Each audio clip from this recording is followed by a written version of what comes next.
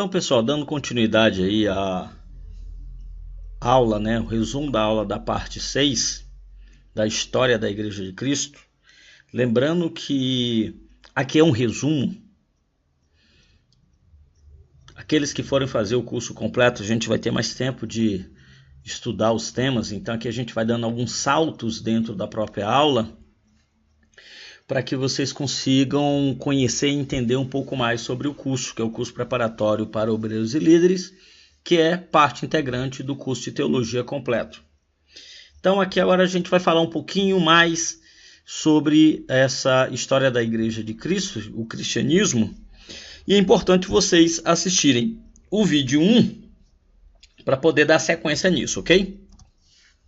Então nós vamos agora dar continuidade falando da mistura de crenças. Então, como que surgiu aí as primeiras igrejas? Então, as primeiras igrejas, elas foram feitas com um aproveitamento dos palácios que foram doados pelo imperador Constantino, lá em Roma. Então, a partir desse momento aí, a igreja ela começa a se aburguesar. E ela entra na Idade Média já com essa postura. E aí aparecem as primeiras paróquias. Por volta lá do ano de 1054, a Igreja do Oriente, a Igreja de Constantinopla, separou-se da Igreja do Ocidente, a Igreja de Roma, devido a uma politicagem dos responsáveis pela Igreja da época.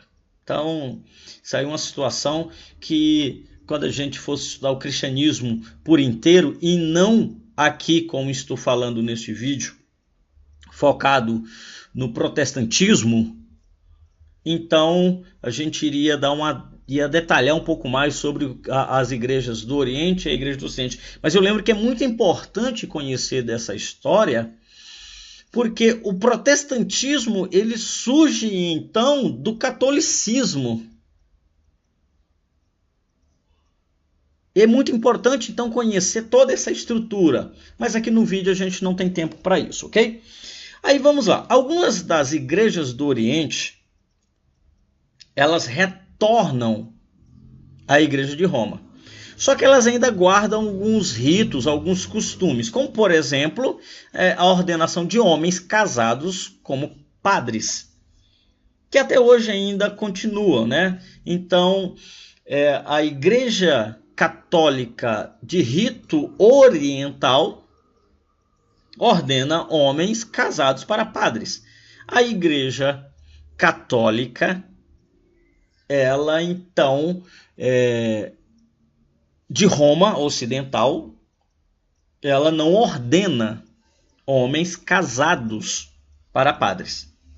Mas aí passou então algum tempo, eu quero dar um salto aqui na história do cristianismo, para focar aí no protestantismo.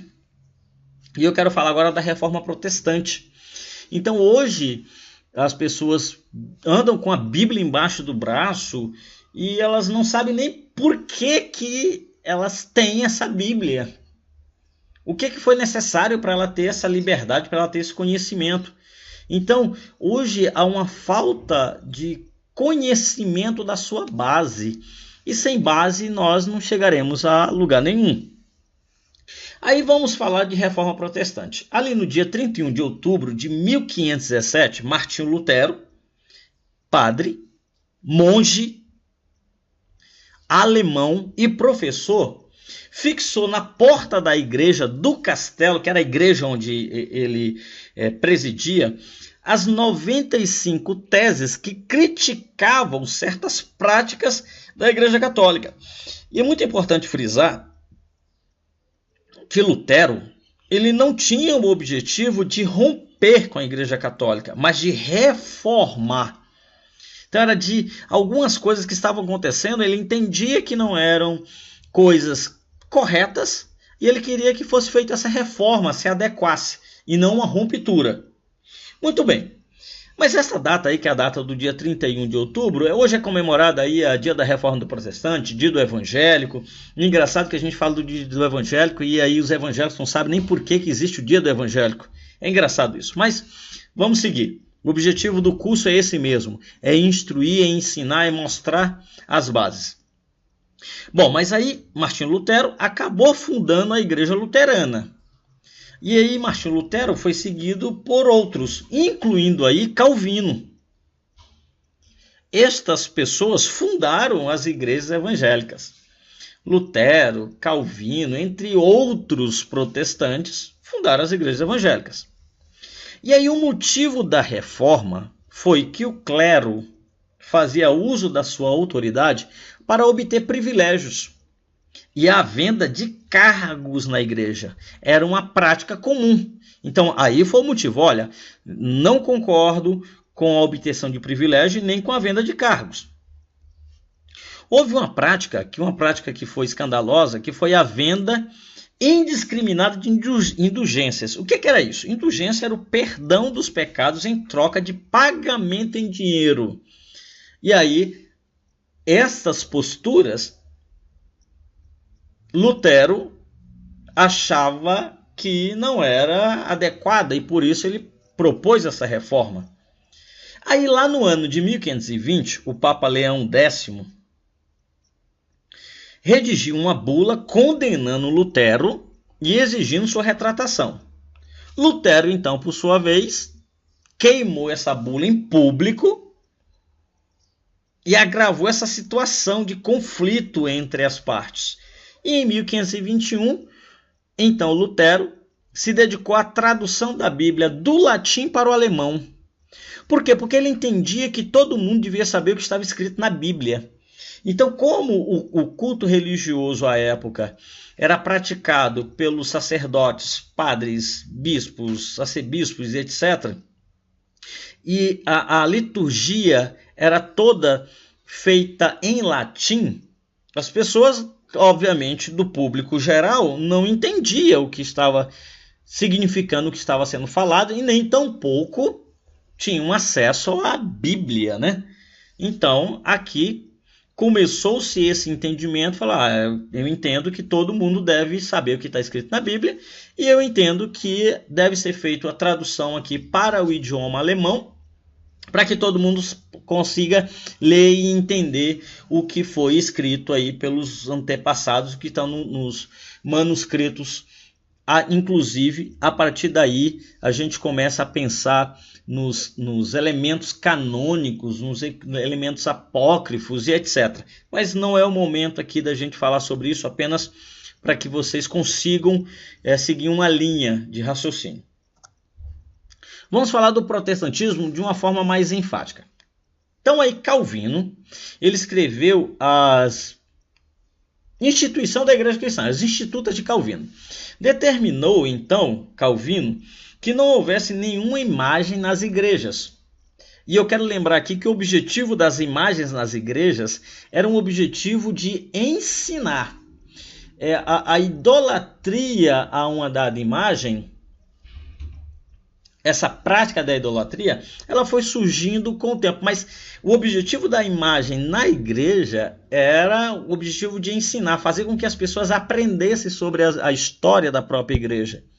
Mas ele também determinou que os sacerdotes não deviam estar paramentados, então tem toda uma estrutura, tem toda uma forma. O engraçado é que hoje nós vemos os sacerdotes, os pastores e bispos, não estou falando aqui do catolicismo, mas eu quero falar do protestantismo. Nós vemos os pastores também que vão paramentados. Inclusive, isso é contrário à posição de Calvino. Então, Calvino entendia que a Bíblia era a base da religião, não sendo necessário sequer a existência de um clero regular. Então, posição é de Calvino. Para Calvino, a salvação não dependia dos fiéis, e sim de Deus. Então, Calvino entendia que nada que nós façamos vai poder contribuir com a salvação. E sim, Deus é que escolhe aqueles que seriam salvos. E aí nós estamos falando da doutrina de predestinação, que eu vou dar mais um salto aqui. Passou-se então esse período, surgiu então os presbiterianos, os puritanos, além dos luteranos que já existiam. Inclusive, os luteranos Foram eles que trouxeram o protestantismo para o Brasil. Isso por volta ali de 1824. E a Igreja Metodista Episcopal foi a primeira denominação a iniciar as atividades missionárias no Brasil. E teve, claro, outras participações, como os próprios presbiterianos, os batistas e etc.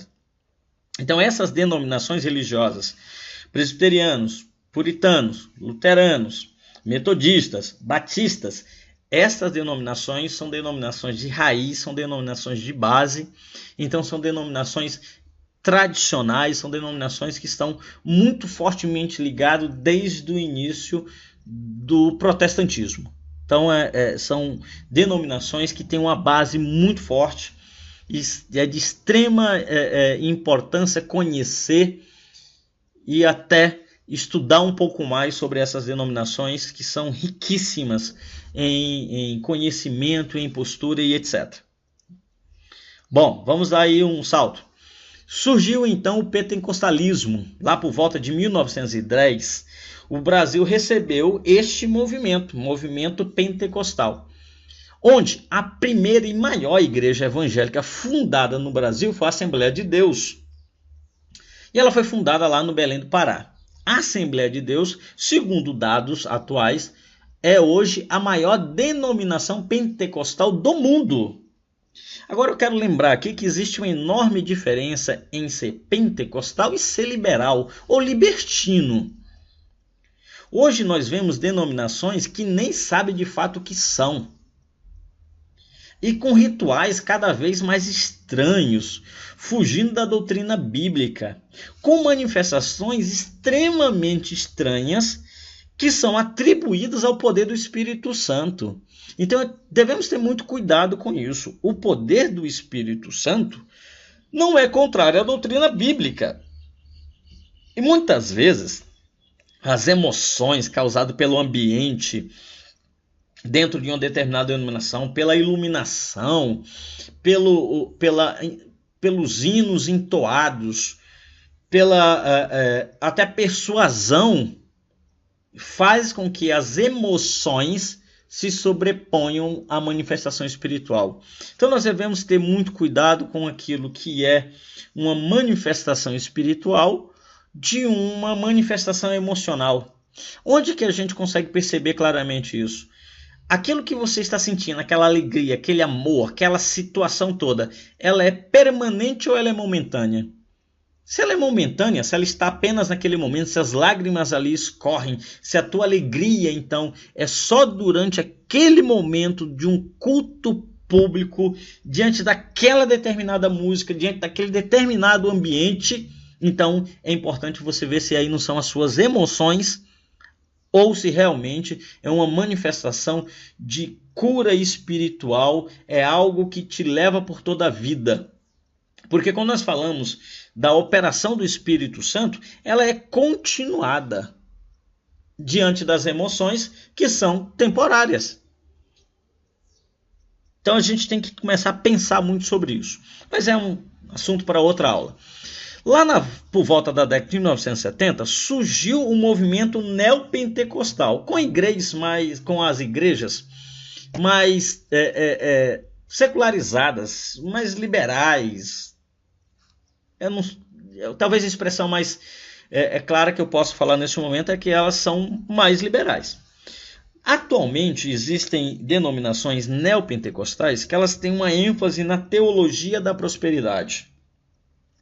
E a partir dos anos de 1980 surgiram igrejas neopentecostais com foco nas classes média e alta, trazendo aí um discurso mais liberal quanto aos costumes e menos ênfase nas manifestações pentecostais. Então é muito importante hoje avaliar se na denominação que você frequenta, ela é uma denominação pentecostal, neopentecostal, tradicional e etc.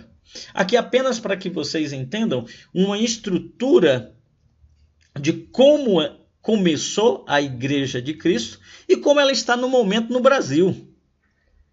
Até para que possa se medir o que é aquilo que é a base, que é a raiz, e aquilo que temos hoje, para que você, então, a partir desse estudo, a partir da sua dedicação, a partir das suas avaliações, você veja qual a melhor denominação para você seguir. O nosso objetivo aqui é o curso teológico e não referenciar nenhuma denominação para que você siga ou deixe de seguir.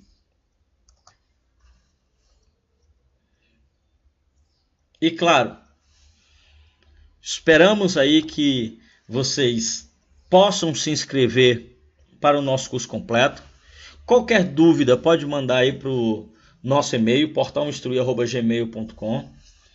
Estamos à disposição de vocês, esperamos a inscrição de vocês. Também pedimos que vocês se inscrevam no nosso canal aí no YouTube, compartilhem os nossos vídeos são públicos, tem total liberdade de ser compartilhado, e nós estamos também aqui para aprender. Então, as informações que vocês podem trazer também é de grande valia, porque o nosso objetivo aqui é trazer uma discussão, trazer o entendimento, trazer o estudo e também não nos colocarmos como soberanos senhores do saber. Tá? Mas muito obrigado mais uma vez pela atenção, tenham um ótimo dia e até a nossa próxima